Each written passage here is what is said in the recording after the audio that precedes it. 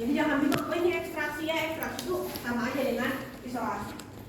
Digunakan untuk mengisolasi DNA dari tanaman ataupun jamur. Kenapa? Karena tanaman dan jamur ini banyak mengandung polisakarida dan senyawa polifenol. Jadi makanya metodenya berbeda, tidak bisa menggunakan tadi yang fenol, kloroform. Nah, reagennya di sini ada menggunakan CTAB. CTAB ini merupakan deterjen kationik. Mirip apa dia? Deterjen kationik mirip apa? Kemarin sudah dijelasin. Yang deterjen juga namanya apa? Kelas ini lebih waras ya dibandingkan kelas C. Tadi nggak ada yang bisa jawab. Jadi CTAB ini mirip dengan SDS, sama-sama deterjen. Tapi kalau CTAB ini dia deterjen kationiknya yang bersifat menghancurkan sel, bisa juga menguraikan protein dan memisahkan karbohidrat dari asam lemak. Jadi dia langsung terlibat di dua tahap. Tahap apa aja? Tahap pemeriksaan. Kedua adalah tahap pemurnian. Jadi dia langsung terlibat pada dua tahap. Polisisannya bagaimana yang tadi ya? Dia menghancurkan sel, menguraikan protein, sudah masuk tahap pemurnian. Memisahkan karbohidrat dari asam nukleat juga masuk pemurnian. CTAB, kemarin saya jelaskan buffer CTAB itu sebenarnya bukan CTAB doang, isinya ada apa lagi? NaCl. NaCl, apa lagi? Yang baunya kayak pete, saya bilang dua metanoetanol, sama satu lagi sama menggunakan TrisCl. Jadi itu semua yang disebut dengan buffer CTAB. Kandungannya banyak ya. Kalau kemarin SDS, bedanya apa dengan CTAB?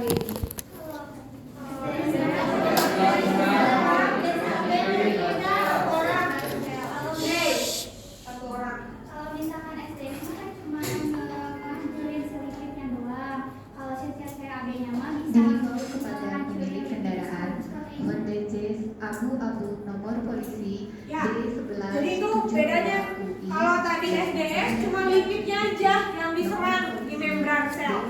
Kalau XL untuk segera memindahkan kendaraan Anda karena menghalangi proses perbaikan jalan yang sedang berlangsung. Kalau CTAB dia bukan hanya menyerang di membran selnya, dia serang juga protein sama karbohidratnya. Jadi dihimbau kepada pemilik kendaraan Honda Jazz abu-abu nomor polisi D1172UI dan Honda CR-V putih nomor polisi D1895XL untuk segera memindahkan kendaraan Anda karena menghalangi proses perbaikan jalan yang sedang berlangsung. Terima kasih. nah, jadi untuk CTAB itu dia menggunakan bahan yang tadi kamu udah sebutin ya, ada CTAB-nya, ada NaCl-nya, ada TrisCl-nya, kemudian pakai 2 beta merkaptoetanol. Oke, itu sudah selesai. Nah, selain yang tadi kamu udah sebutin, ternyata untuk metode CTAB ini juga mengandung satu bahan namanya PVP, polifenol gitu. Kenapa sih harus pakai PVP? Karena fungsinya adalah menghambat proses oksidasi dan mengurangi timbulnya warna coklat pada DNA. Jadi gini, karena di tumbuhan itu kan dia mengandung banyak senyawa yang bisa mengakibatkan oksidasi. Kalau proses oksidasi terjadi, warna larutannya, warna DNA-nya jadi warna coklat. Sedangkan kita pengen DNA-nya kan murni, tidak berwarna. Jadi warna coklatnya harus dihilangkan. Pakai apa? Pakai PVP. Bisa nggak Bu kita melakukan isolasi DNA tanpa PVP? Bisa. Pecah nggak? Pecah karena dia nggak ada tanggung jawab di pemecahan kan? Murni nggak bisa karena dia nggak ada tahap pemurnian. Tapi jadi DNA-nya warnanya coklat. Itu aja. Kalau kita pengen dia warnanya bening, putih seperti gambar yang kemarin, nah itu dia harus menggunakan PVP. Kemarin udah lihat kan dipisahin ada cairan putih, hijau kan, nggak ada coklat kan? Nah kenapa? Itu karena ada PVP tadi. Itu.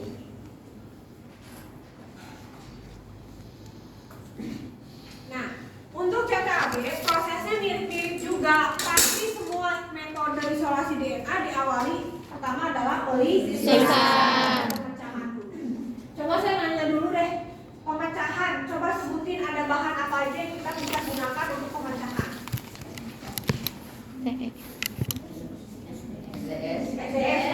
Eta. Orang saja. SDA kan bukan untuk pemecahan. SDA, SDS, terus apa lagi? Tadi? Terus? Itu secara fisiknya, secara kimianya dulu. SDS, CTAB, terus? Kemarin saya sebutin? Terus CL. Terus CL bukan sih? Aku masih SD sama Yang pakai enzim. Proteinase. Kalian harus bedakan ya, kita ngomongin tahap pemecahan dulu. Yang pasti pakai deterjenan kan? SDS, CTAB, atau pakai enzim proteinase. Kemudian kalau untuk pemurnian kita bisa pakai apa aja?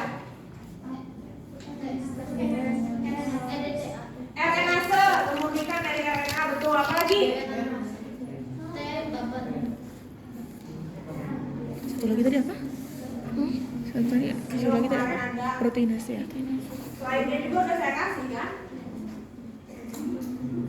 Tadi apa yang ada metode tadi yang pertama saya ituin tadi apa?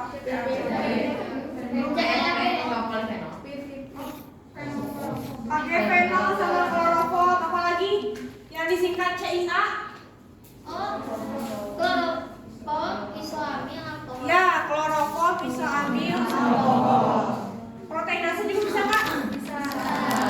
Jadi itu bahan-bahan yang kita gunakan untuk memurnikan. Nah, kalau tadi yang di belakang ngomong TE buffer, setiap saya tanya jawabannya TE buffer, TE buffer itu masuknya ke tahap apa?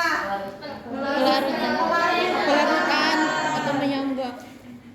Bu, tapi di slide awal itu tulis ada TE-nya. TE itu untuk melarutkan. Dia nggak bertanggung jawab untuk pemecahan. Kemarin kan ada SDS, sebelahnya TE, buffernya kan ada TRIS sama EDTA. Itu bukan berarti semuanya untuk pemecahan, yang pecahinnya mah hanya SDS aja. TE buffernya itu untuk mempersiapkan larutan di luar kondisinya sama dengan di dalam sel. Jadi TE buffer itu untuk pelarutan, bukan untuk pemecahan. Nah, jadi untuk CTAB tahapan prosesnya pertama lysis sel. Kita ekstraksi itu sama, itu memisahkan ya. Presipitasi dan purifikasi. Jadi ini tahapnya sebenarnya sama pelisisan, pemurnian, pelarutan. Nah, apa keunggulan dari metode CTAB ini? Pertama, biasanya kalau dari metode CTAB kita mendapatkan pita DNA yang tebal. Kalau tebal itu artinya konsentrasi tinggi. Kalau pitanya tipis itu berarti konsentrasinya rendah. Nah, kalau boiling water kemarin keunggulannya apa? Murah, cepat. Murah, cepat, sederhana. Itu keunggulan dia. Tapi kerugian dia apa? Kelemahannya? Tidak akurat.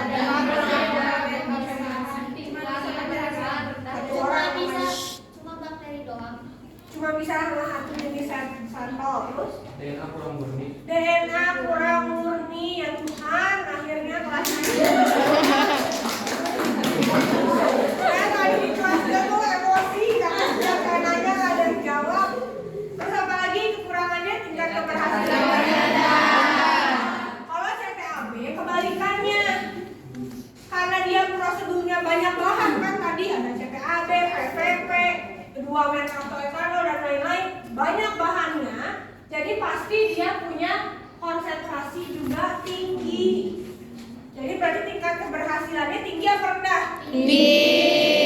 Lawannya si boiling water. Kemudian dia dapat memisahkan DNA dari polisakarida juga. Jadi lebih murni dibandingkan dengan yang boiling water. Water. Tapi setiap metode tuh nggak ada yang sempurna. Sempurna tuh berarti semua unggul, nggak ada lemahnya, nggak mungkin. Kalau kelemahannya ada, yang pertama biasanya ada pula pita RNA yang tipis. Jadi bukan hanya dia ada DNA, tapi RNA-nya juga kadang masih mengkontaminasi.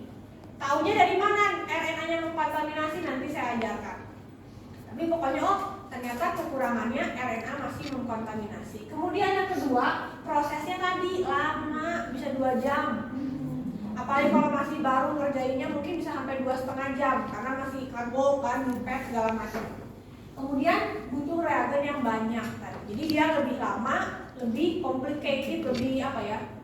Ya tidak sederhana gitu ya, lebih kompleks metodenya.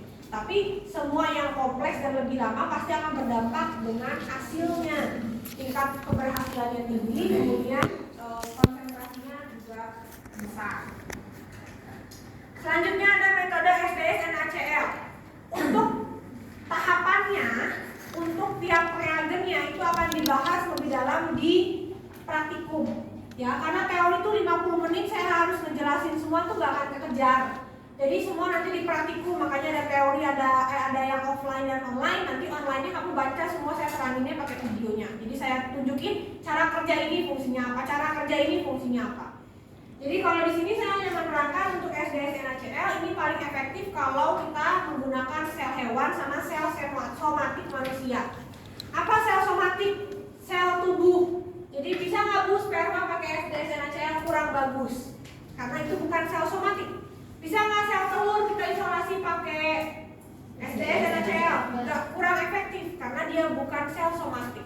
Sel somatik itu kayak gimana? Kulit, gigi, rambut, jantung, otak, itu semua namanya somatik. Itu semua bisa diisolasi menggunakan SDS NaCl.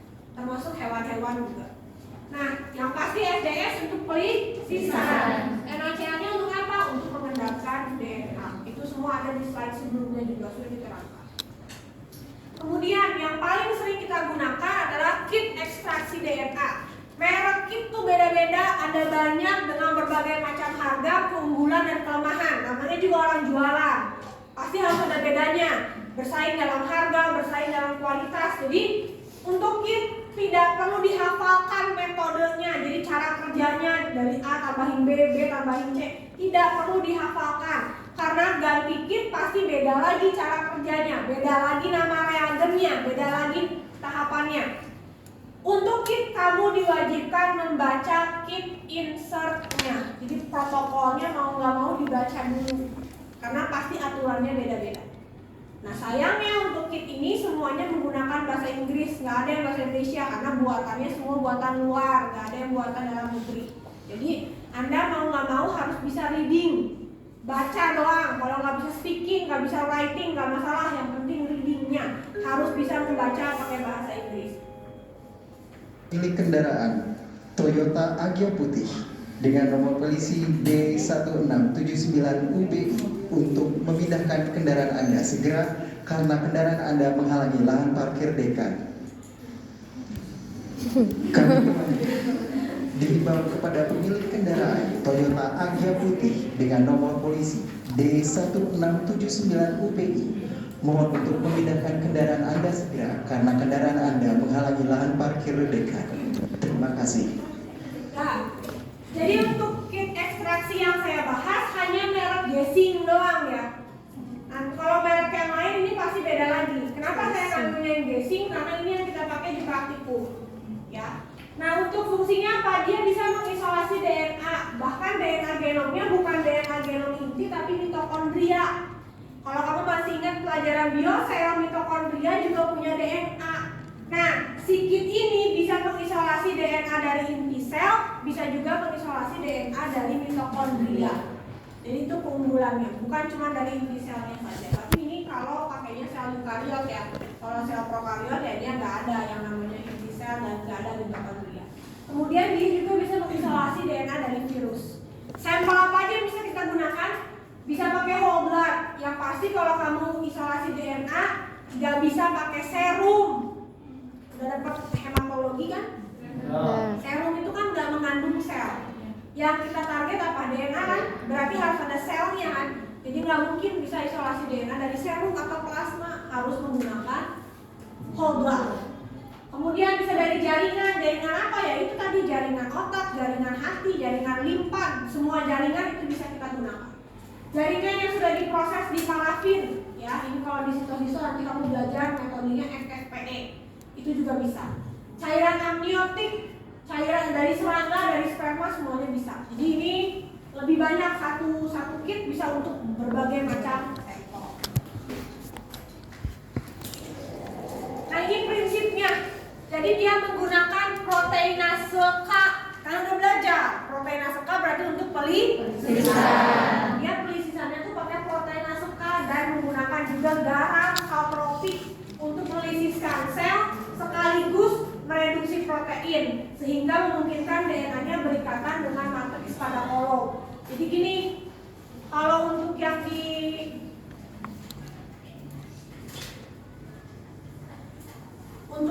kit tuh dia prosesnya gini. Kamu tahu mikrotub kan yang kemarin? Mikrotub kan ada tutupnya gitu kan? Nah, pertama kamu kerjakan dulu di mikrotub. Tahap pelisisan kan berarti ada sel. Ditambahin proteinase K kan ini, pecah kan? Pecah nih dia, bolong-bolong nih. Nah, pas pecah berarti DNA-nya di sini ya?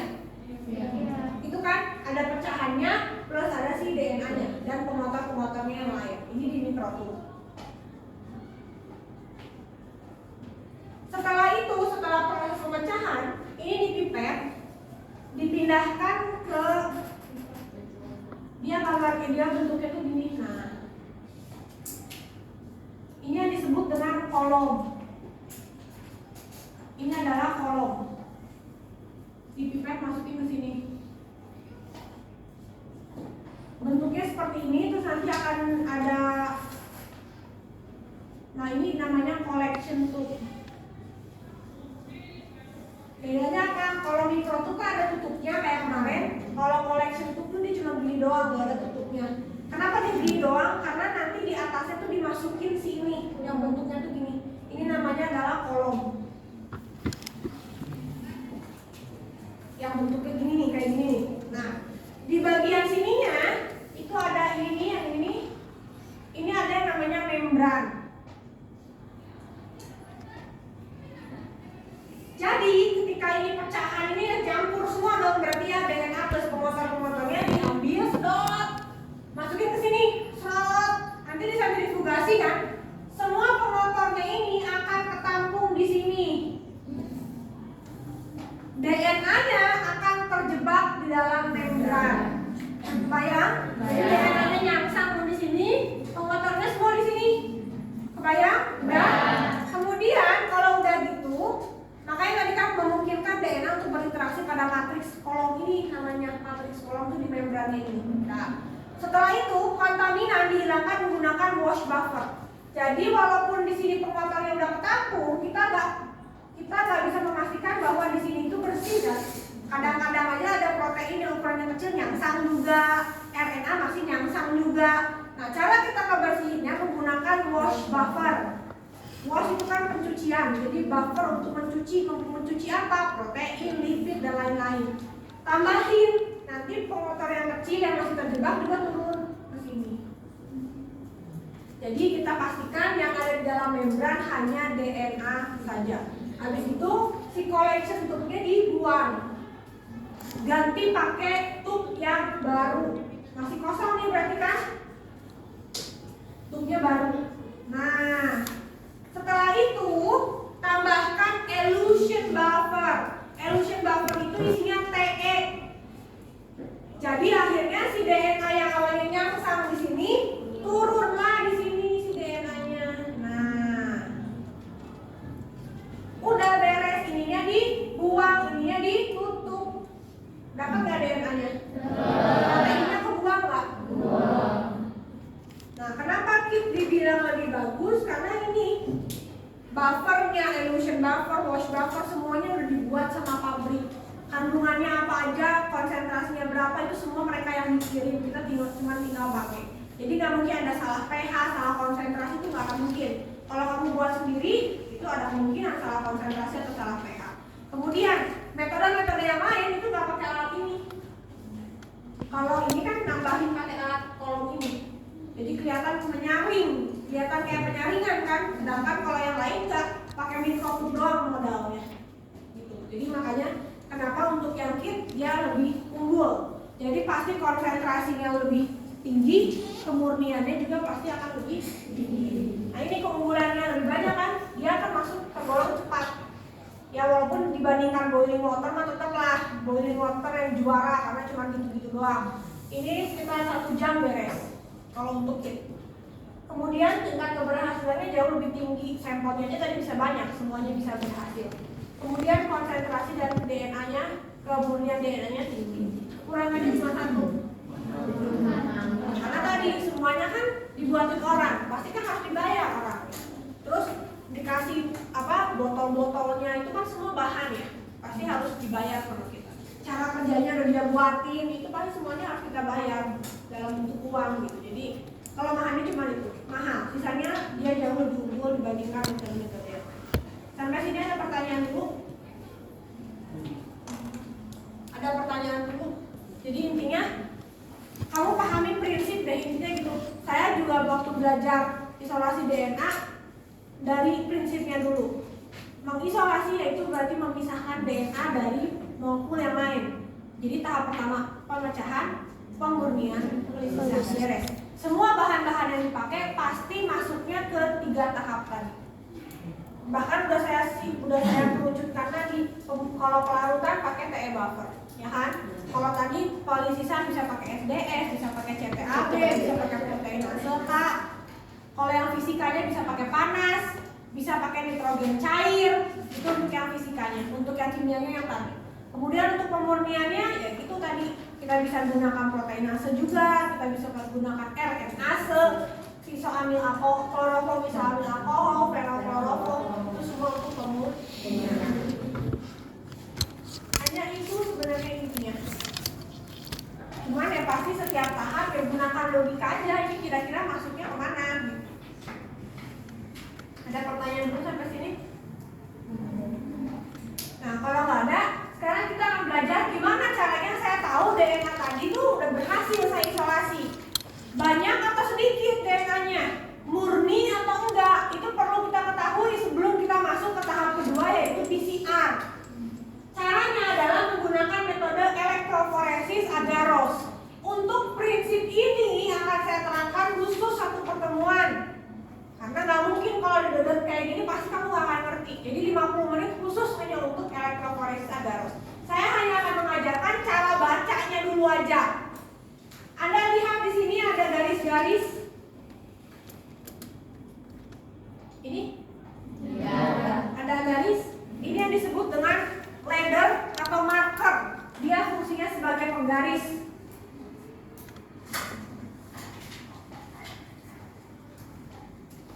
Ini namanya adalah ladder.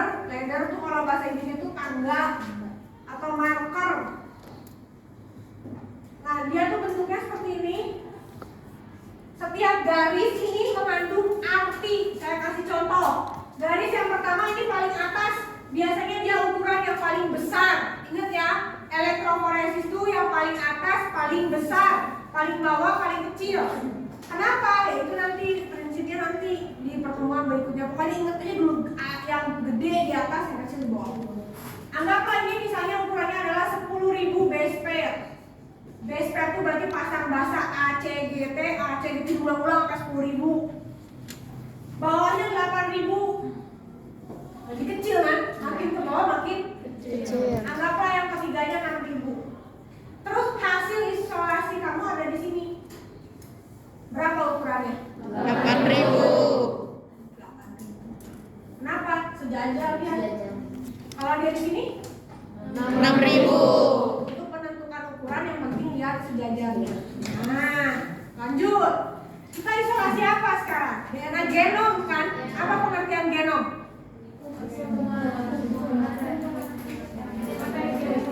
Kumpulan material genetik, seluruh informasi genetik. Logikanya kalau kumpulan seluruh, kira-kira gede apa kecil? Gede. Makanya dia pasti keluar pitanya bukan di sini, tapi selalu di atas ladder.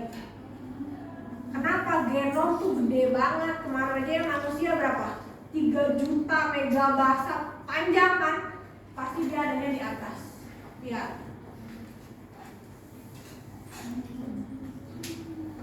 Ini ladder nih. Di mana dia? Di atas ya? Coba lihat ini. Itu ladder. Hitam putih-putihnya di atas kan? Ini juga ladder kan? Di mana dia? Di atas. Berarti bisa B1 dia ada putih. B2 itu ada tipis berhasil, B3 berhasil, B4 berhasil, dan seterusnya. Yang paling tebal yang B1 dan B10. Berarti konsentrasinya paling tinggi di B1 dan B10. Tebal tipisnya itu menandakan banyak atau tidak, konsentrasinya banyak atau sedikit. Misalnya yang ini yang paling jelas cuma J1 sama J3 ya. Sisanya ada tapi tipis. Bisa bacanya? Bisa. Nah, dari situ kamu tahu berhasil nggak isolasi DNA kamu? Berhasil. Bagaimana kalau keluarnya di sini? Gagal. Enggak, ini anak tingkat 4 aja masih ada yang nggak bisa yang kayak gini segampang ini. Udah saya bilang isolasi DNA genom tuh banyak, otomatisnya di atas. Kalau kamu isolasi ada di bawah, jangan ingin menghibur hati bilangnya ini berhasil. Logikanya dari mana? Dia ukurannya kecil kalau dibilang genom.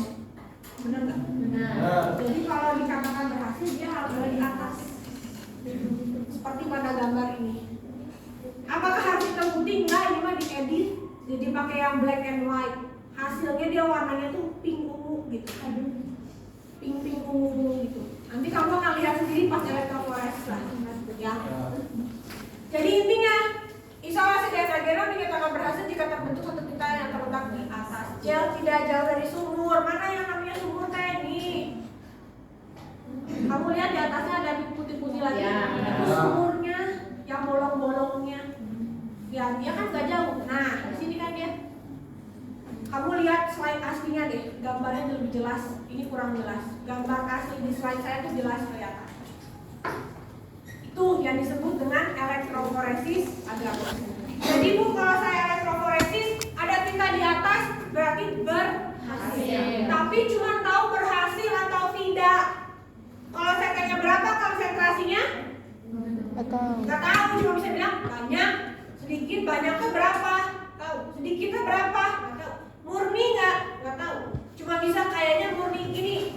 Kamu lihat yang di sini ada nggak pita-pita di bawahnya? Walaupun garis itu kita orang molekuler biasanya bilang itu pita DNA, ya.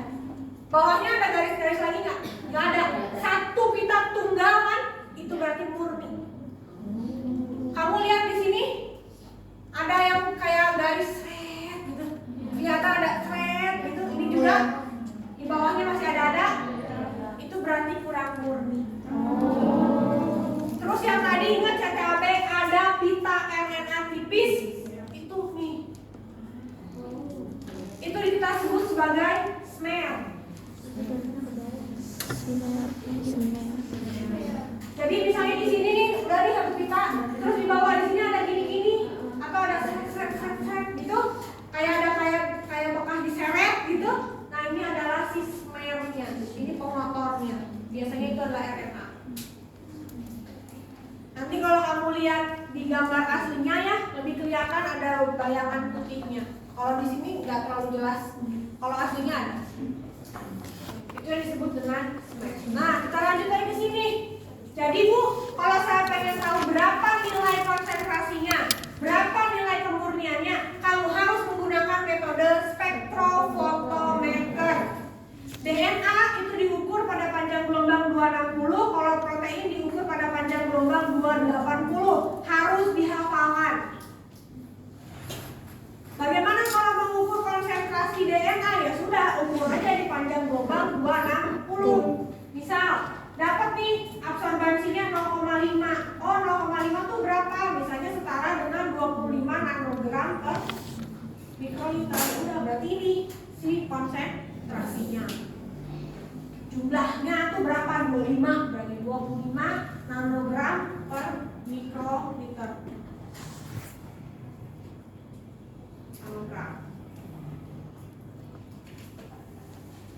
Bagaimana kalau mengukur kemurnian? Harus menggunakan rumus ini. Konsentrasinya yang diabsorbansi 260 dibandingkan dengan yang di 280. 260 itu DNA dibandingkan dengan protein. Kan mau tahu murni apa enggak? Kalau mau tahu murni apa enggak, kamu harus cek berapa jumlah DNA kamu, berapa jumlah pemotornya. Nah, pemotornya yang kita lihat adalah si protein. Jadi kita membandingkan berapa jumlah DNA-nya, berapa jumlah protein. Berarti di sini absorbansi 260 banding absorbansi absorbansi 280. Misal di 260-nya ada 1. Nah, absorbansi 280-nya si protein ada 2. Berapa ini? 0,5. Gedean mana? DNA-nya apa proteinnya? Protein. Murni nggak kalau gini? Enggak. Ini nggak murni. Kalau saya balik, absorbansi 260-nya 2, absorbansi 280-nya 1. Berapa? 2. Banyakan mana? Kebanyakan DNA. Murni nggak? Murni. Jadi di sini ditulis kemurnian dan konsentrasinya. Konsentrasi minimal DNA untuk dilanjutkan ke proses PCR itu 25 nanogram per mikroliter. Bagaimana Bu kalau saya punyanya 50? Ya bersyukur. Banyak, silahkan digunakan terus. Dapat 100, lebih banyak lagi lebih bagus. Bagaimana kalau saya cuma dapat 10? Ulangi proses isolasi DNA-nya. Karena nggak kepake untuk di PCR. Kemurnian itu 1,8 sampai 2. Bagaimana kalau saya dapat 2,2? Wah senang dong, makin lama makin gede. Salah, nggak boleh.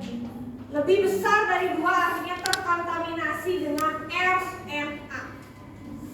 Karena RNA itu panjang gelombangnya sama 260. Jadi kalau kegedean lebih dari 2 itu artinya adalah terkontaminasi RNA. Dapatnya 2,2 Bu, berarti 0,2-nya itu adalah RNA. Karena maksimal DNA cuma bisa 2. Bagaimana kalau saya dapatnya 1,5?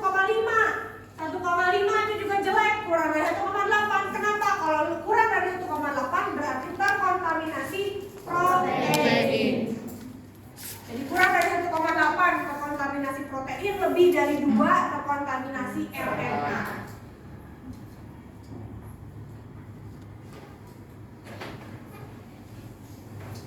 Nah, sekarang muncul pertanyaan, kesalahan apa saja yang mungkin terjadi saat kita melakukan isolasi DNA genom? Jadi kita harus menghindari ini. Pertama, kualitas DNA genom yang buruk. Kalau kualitas itu berarti kemurniannya jelek. Kemurniannya itu bisa terlalu tinggi atau terlalu rendah. Pertama, penyimpanan sampelnya tidak tepat. Disuruh misalnya pakai whole blood, disimpannya di suhu 2-8. Kamu simpan di suhu ruang, pasti rusak sampelnya. Kalau sampel rusak, maka proses isolasi DNA juga bakal gagal. 2. Sampel yang difiksasi dengan formalin. Sampelnya nggak boleh kena formalin, karena formalin akan merusak DNA. Jadi nggak boleh. Yang ketiga, terdegradasi oleh nuklease. Makanya pakai apa tadi untuk mencegah nuklease?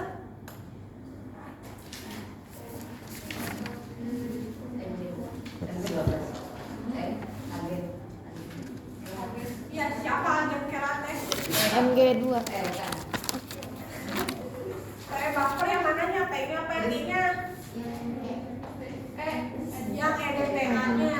Jadi untuk menghambat supaya jangan DNA kamu rusak sama nuklease, kamu gunakan EDTA.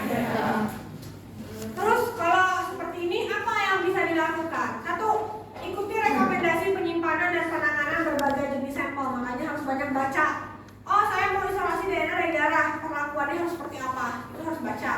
Bisa kalau pakai kit, ya berarti di kitnya pasti udah dijelaskan. Kalau nggak pakai kit, mau nggak mau baca literatur dari jurnal-jurnal orang penelitian sebelumnya.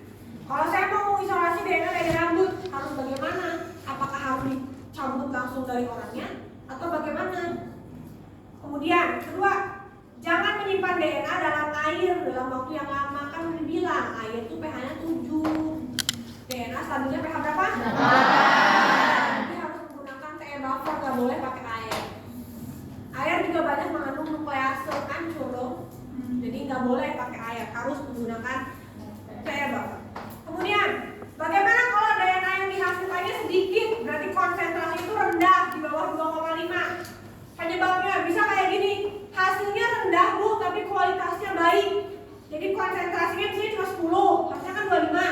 Dia konsentrasinya cuma 10, tapi kemurniannya 2. Itu maksudnya, hasilnya rendah tapi kemurniannya baik. Kenapa? Itu biasanya sampel awalnya kurang banyak. Misalnya disuruh kemarin bakterinya tuh harusnya 100 mikro, kamu ambilnya 50. Atau kemarin kan udah sedikit tuh bakterinya, ada yang sampai cuma ambil kayak beningnya doang kan, pas bisa kritis nggak ada pelet karena bakterinya kurang dari 1 juta. Jadi bakteri itu harus minimal itu 10 pangkat 6 sel baru bisa diisolasi. Kalau kurang, ini bisa berhasil isolasinya, murni dia, berarti kamu nggak salah, tapi jumlahnya di awal tuh dikit banget. Atau yang kedua, hasil dan kualitasnya rendah, jadi konsentrasinya rendah, kemurniannya juga rendah. Ini berarti bisa jadi sampelnya nyimpannya nggak benar, bisa tadi karena formalin atau nyimpan di suhu yang salah, akhirnya sampelnya rusak. Kalau sampelnya rusak, DNA-nya rusak, apa yang mau diisolasi? Atau yang ketiga, proses lisisnya kurang sempurna. Kayak kemarin boiling water cuma pakai panas doang. Dari 1 juta bakteri yang pecah cuma 10 biasa, akhirnya nggak kedapetan kan? Sisanya nggak pecah. Makanya itu harus pakai kimia dan fisika dicampur dan lain sebagainya. Terus gimana? Apa yang bisa kita lakukan? Pertama, ikuti petunjuk homogenisasi dan penyimpanan sampel untuk jenis sampel yang digunakan. Yang kedua, untuk sampel yang terbatas, lakukan amplifikasi DNA genom atau yang disebut dengan PCR. Tapi ini belum nyampe sih. Kemudian, masalah apa lagi? Udah banyak masalah tuh kalau untuk isolasi DNA genom. Yang ketiga adalah adanya kontaminasi yang tadi. Dihimbau kepada pemilik kendaraan Honda Jazz abu-abu nomor polisi D1172UI untuk segera memindahkan kendaraan Anda karena menghalangi proses perbaikan jalan yang sedang berlangsung. Dan untuk Toyota Agya putih nomor polisi D1679UBI segera memindahkan kendaraannya karena menghalangi parkir pimpinan. Sekali lagi, dihimbau pemilik kendaraan Honda Jazz abu-abu nomor polisi D1172UI untuk segera memindahkan kendaraan Anda karena menghalangi proses perbaikan jalan yang sedang berlangsung. Dan untuk Toyota Agya putih nomor polisi D1679UBI segera memindahkan kendaraannya karena menghalangi parkir pimpinan. Terima kasih. Ya, tadi kontaminasi ini salah, kemurniannya harusnya bukan kurang dari 1,7 tapi dia 1,8 ya kita pakainya. Ada sih yang pakai 1,7 tapi saya biasanya menggunakan aturannya yang 1,8 sampai 2. Bagaimana kalau kurang dari 1,8? Berarti tadi kan terkontaminasi oleh protein. Kalau kemurniannya lebih dari 2 berarti terkontaminasi DNA. Apa yang bisa kita lakukan? Ini. Kalau terkontaminasi protein ya tambahin protease lah supaya rusak proteinnya. Ya kan? Jadi gunakan logika kata saya juga, jangan semua diakalin. Kamu cukup tahu proteinase menghancurkan protein. Baru pakai logika kamu. Kalau kontaminasi protein berarti pakai apa? Kalau misalnya terkontaminasi oleh RNA lebih dari 2 ya udah gunakan RNA. Atau kalau nggak mau pakai proteinase bisa juga pakai ini, ekstraksinya pakai fenol dan pakai etanol. Ya itu untuk pemurniannya kan. Kemudian DNA itu kadang-kala kamu ketika isolasi udah berhasil tapi nggak bisa digunakan untuk analisis lanjutan, nggak bisa dilanjutkan ke proses PCR. Kenapa? Penyebabnya pertama, kualitas DNA-nya rendah, yang tadi kurang dari 1,7 atau kurang dari 1,8 atau lebih dari 2. Kontaminasi oleh garam atau lemak dan ada sisa etanol. Ya, sisa etanol itu ketahuannya di panjang gelombang 230. Jadi kalau dibandingkan lagi 260 di 230 angkanya nggak bagus, itu pasti ada sisa etanol. Nah, apa yang bisa dilakukan? Jangan berlebihan dalam proses pemurnian. Oh, karena pengen murni tambahin etanol banyak banget supaya ya kan dia menghilangkan protein, polisakarida, lipid, tambahin supaya bersih gitu.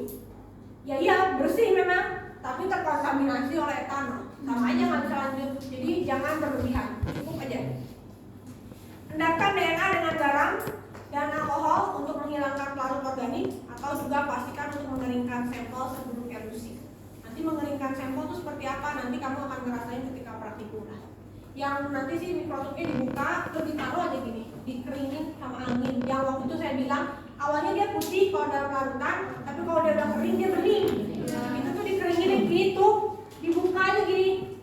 Dah kena angin-angin nanti dia kering sendiri.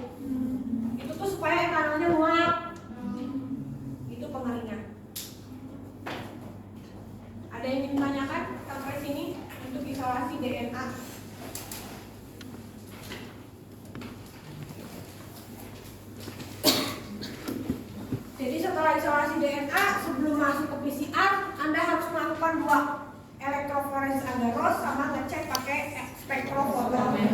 Karena elektroforesis agarose itu sifatnya kualitatif, hanya ngecek ada atau enggak.